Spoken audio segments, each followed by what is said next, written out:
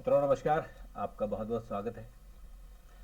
मित्रों आज कुछ महत्वपूर्ण खबरें हैं, जैसे कि बीजेपी और कांग्रेस ने लोकसभा चुनाव की तैयारी के तहत बहुत महत्वपूर्ण बैठकें की हैं और महत्वपूर्ण निर्णय लिए हैं। बीजेपी ने कांग्रेस का रिकॉर्ड तोड़ने का प्लान बनाया है। कांग्रेस ने 1984 में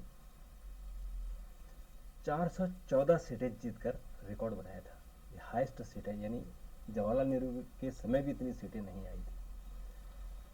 और कांग्रेस ने भी आज प्रधानमंत्री मोदी को रोकने के लिए चक्रव्यूह की रचना की है और अपने नए पदाधिकारियों की घोषणा की है और उनके जो कार्य क्षेत्र है उसमें बदलाव किया है।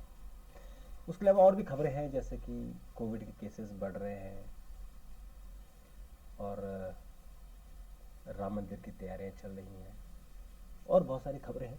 तो हम शुरुआत राजनीतिक खबर से करते हैं कि हमारे देश में अब 2024 का चुनाव मोस्ट प्रॉब्ली अप्रैल और मई में होंगे। नॉर्मली यही समय है। कुछ लोग चर्चा ये कर रहे हैं कि शायद ये इस बार चुनाव मार्च में हो सकते हैं। तो जैसे ही चुनाव आयोग इसमें घोषणा करेगा तो ये तब चुनाव आयोग के कार्य क्षेत्र का अधिकार है। लेकिन इसमें इसकी तैयारियां बीजेपी ने अपनी तैयारियां फाइनल कर ली है, यानी पूरी हो चुकी है। सिर्फ उन्हें कैंडिडेट घोषित करने हैं और 15 जनवरी के आसपास वो अपने करीबन 150 उम्मीदवारों की घोषणा भी कर देगी। और कांग्रेस ने भी अपनी जो तैयारियां हैं उनको फाइनल नहीं किया है, बल्कि अभी वो उधेड़ बुन में है कि वो इंडिया का गठबंधन करेंगे ना करें, अपने जो उनके पदाधिकारी हैं उनको क्या करें, किसको हटाएं किसको रखें, बहुत सारी बातें हैं। तो एक तो इंडिया गठबंधन कब बनेगा इसकी भी तैयारी नहीं, क्योंकि अभी जो दिल्ली में मीटिंग हुई थी उसके बाद तो सबके अलग अलग सुर हैं, अलग अलग लोग बातें कर रहे हैं। कांग्रेस पर कोई विश्वास नहीं कर रहा है। तो आज पहले शुरुआत बीजेपी से करती है। आज बीजेपी हेडक्वार्टर में पदाधिकारियों की बैठक थी, जिसमें मोर्चा के अध्यक्ष भी हैं, प्रदेश के अध्यक्ष भी हैं, जनरल सेक्रेटरीज भी हैं। और ये मीटिंग जो कल मीटिंग थी उसी का ही आज दूसरा दिन था। और कल प्रधानमंत्री ने गुरु मंत्र दिए थे और आज गृह मंत्री ने गुरु मंत्र दिए।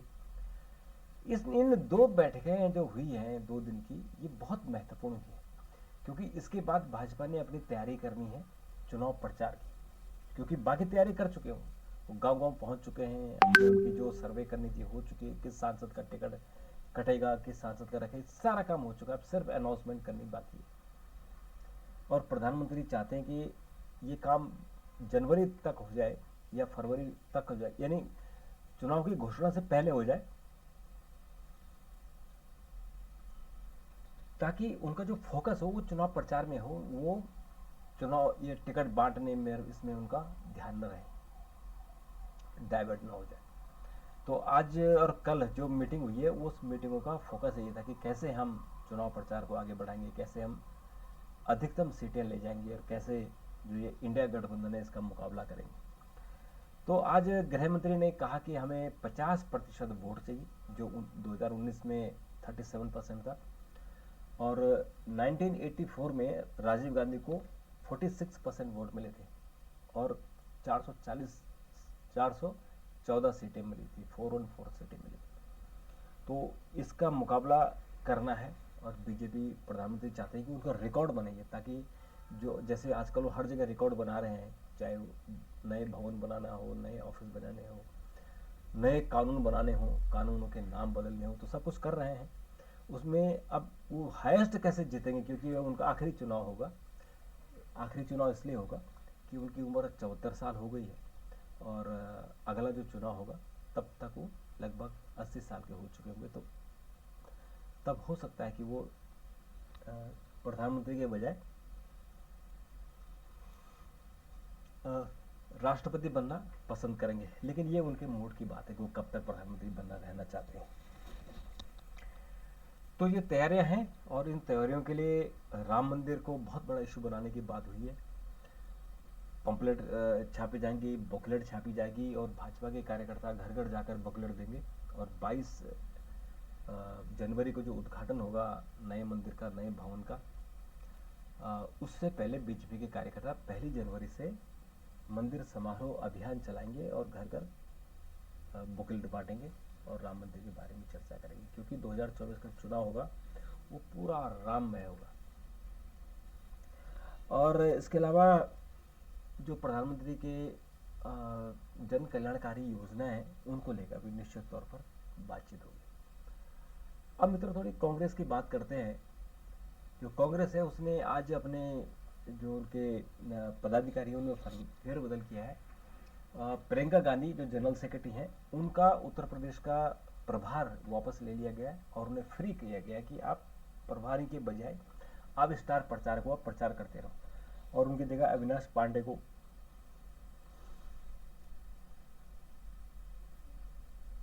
उत्तर प्रदेश का प्रभार दिया है।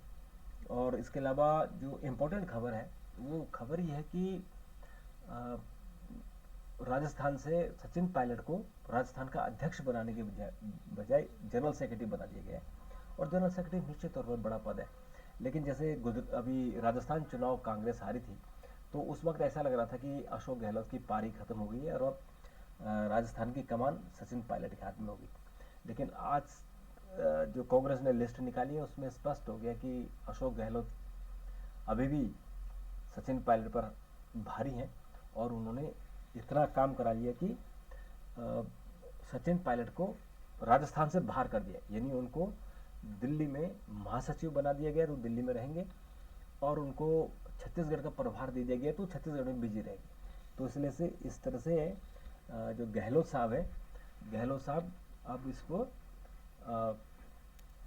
गहलोत साहब अभी भी सचिन पर भारी हैं और कांग्रेस अभी भी उनकी बात सुन रही है। और इसके अलावा आज बहुत सारे इन्होंने बदलाव किए हैं, प्रभारी में बदलाव किए हैं। शैलजा को उत्तराखंड का प्रभारी बनाया है और मुकुल वासनिक हैं या जो रमेश जयराम रमेश हैं, तो वहाँ उन्होंने जयराम रमेश को भी कम्युनिकेशन का यानी प्रचार विभाग का जिम्मेदारी उन्हीं को सौंपी गई है। तो मित्रों ये तो सारा 2024 के चुनाव को लेकर हो रहा है, लेकिन रिजल्ट क्या आएगा ये तो जो देश का माहौल है उसमें तो ऐसा लगता है कि बीजेपी भी बहुत आगे है, यानी नंबर 2 भी उसके आसपास कोई नहीं है। और कांग्रेस स्ट्रगल कर रही है किस तरह से हम लोग कम से कम 100 का आंकड़ा पार कर लें। और तीसरा कि हमारा जो इनका इंडिया गठबंधन है उस इंडिया गठबंधन में कैसे सहमति हो कि वो सीटों का जो बंटवारा है वो ख़त्म हो, उसका झगड़ा ख़त्म हो, क्योंकि बिहार में दूसरी आवाज़ में बात हो रही है, बंगाल में दूसरी आवाज़ है, दिल्ली और पंजाब को लेकर आम आदमी पार्टी के दूसरे सुर हैं। तो इन सब बातों को लेकर फाइनल तभी होगा जब इनको जो इनको जो जो जो इनकी दिक्कतें हैं, इनकी जो उसमें जो लाइन कैसे खींचनी ये अभी तय करेंगे। तो मित्रों इसके अलावा कुछ और खबरें हैं जो बहुत महत्वपूर्ण हैं, उन पर भी चर्चा की जाए। जैसे कि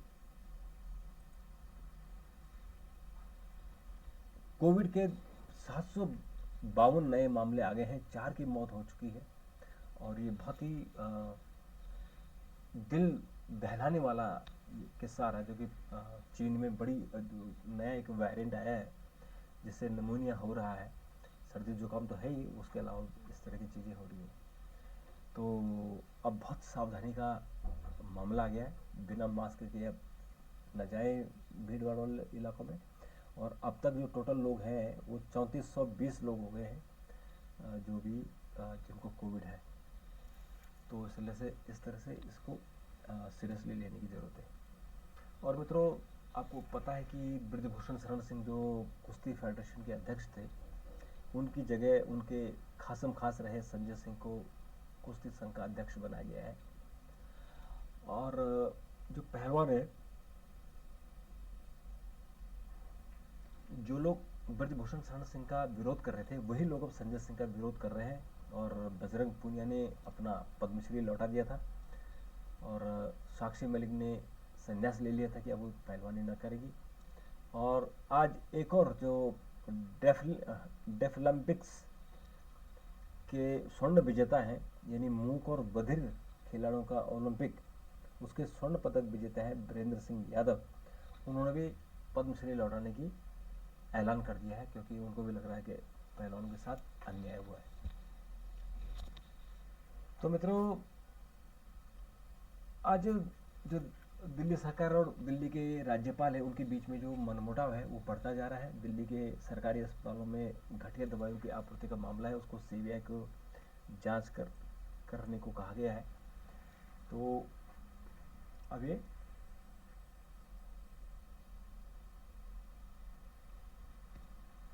सीबीआई अब इसमें आगे जांच करेगी। इसके अलावा मित्रों, उत्तराखंड की कैबिनेट ने समान नागरिक संहिता का जो ड्राफ्ट था उसको एक्सेप्ट कर लिया है, उसे मंजूरी दे दी है। और अब जब विधानसभा सत्र होगा तो उसमें इस बिल को पास किया जाएगा, और उत्तराखंड देश का पहला राज्य होगा आज़ादी के बाद जहां समान नागरिक संहिता लागू होगी। और इसके अलावा मित्रों,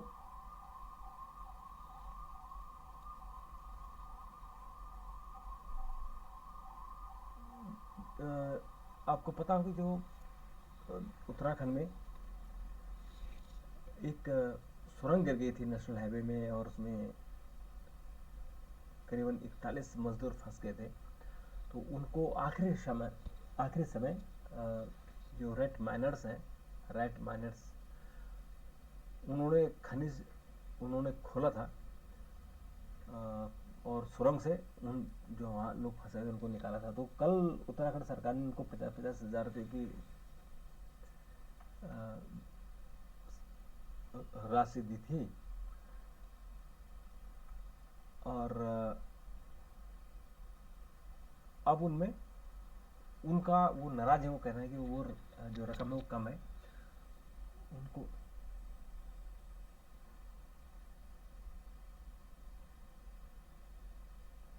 तो वो जो राशि है वो कम है, वो ज़्यादा की मांग कर रहे हैं। वो कह रहे हैं कि लोगों को, यानी जिन्होंने खुदाई की थी और बहुत वाकई 40 मीटर सुरंग के अंदर जाकर उन्होंने हाथ छेनी से खोदी थी, उनको वाकई अवार्ड मिलना चाहिए। और मित्रों, इसके